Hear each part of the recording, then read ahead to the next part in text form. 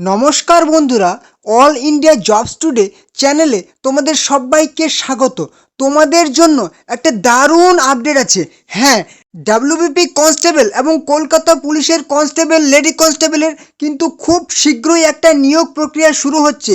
তো যারা যারা তোমরা কোয়ালিফাই করতে পারোনি এবছর এবং যারা যারা ফেল পড়ে গেছো তাদের জন্য কিন্তু একটা খুবই গুরুত্বপূর্ণ আনন্দ সংবাদ।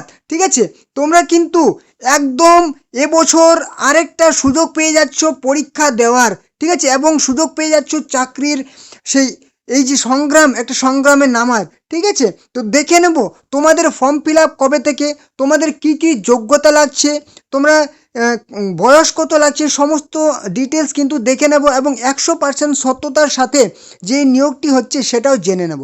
তো এরকম গুরুত্বপূর্ণ আপডেট পাওয়ার জন্য অবশ্যই চ্যানেলটিকে সাবস্ক্রাইব করে রাখবে এবং ভিডিওটি ভালো লাগলে লাইক করবে, কমেন্ট করবে এবং বন্ধুদের সাথে শেয়ার করে দেবে। তো দেখো এখানে কি বলেছে, রাজ্য পুলিশে 10,000 কনস্টেবলের বিজ্ঞপ্তি শীঘ্রই।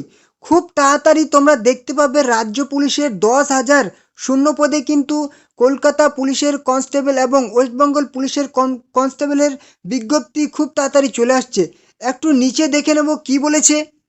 দেখো এখানে পরিষ্কার করে উল্লেখ করা হয়েছে, পশ্চিমবঙ্গ পুলিশ ও কলকাতা পুলিশ কনস্টেবলের পদের নিয়োগ প্রক্রিয়া চলছে। এই মুহূর্তে তোমাদের কিন্তু ডাব্লিউপি কনস্টেবলের মাঠের প্রক্রিয়া চলছে এবং কেপি কনস্টেবলের কিন্তু ফল এ মাসে অর্থাৎ জানুয়ারিতেই তোমরা পেয়ে যাবে। সেটা আমি আগের ভিডিওতে তোমাদেরকে বলেছি, কবে দেবে সেটা বলেছি। ভিডিওটি তোমরা পারলে অবশ্যই দেখে নেবে, পুরো ডেট এবং ফাইনাল অ্যান্সার কি কবে দেবে সেটা আমি বলে দিয়েছি। তো এবারে হচ্ছে আজকের বিষয় হচ্ছে তোমাদের কলকাতা পুলিশের এবং ডাব্লিউপি কনস্টেবলের যে নিয়োগ প্রক্রিয়া চলছে এবং নবান্ন সূত্রে খবর। এটা কিন্তু মুখের কথা নয়, নবান্ন থেকে এই খবরটি পাওয়া হয়েছে। পশ্চিমবঙ্গ পুলিশে আরও প্রায় 10,000 কনস্টেবল পদের ছেলে মেয়ে নেওয়া হবে। ঠিক আছে, হতে পারে, মানে কিন্তু এটা সূত্রে খবর আছে, নেওয়া হবে। সব কিছু যদি ঠিক থাকে তাহলে কিন্তু মার্চ থেকে কনস্টেবল পদের দরখাস্ত নেওয়া শুরু হবে। অর্থাৎ তোমাদের কিন্তু মার্চ মাস থেকে ফর্ম ফিল আপ প্রক্রিয়া শুরু হবে এবং ভোটের আগে যদি না তোমাদের পরীক্ষা নিতে পারে তাহলে কিন্তু ভোটের পরে তোমাদের পরীক্ষা হবে। কিন্তু পরীক্ষাটা তোমাদের হবেই হবে, 1 বছরের মধ্যে তোমাদের পরীক্ষাটা নেবে। তোমাদের এই যে ফর্ম ফিল আপ, এটা ভ্যাকেন্সিটাই বা মানে আসে কখন বলো?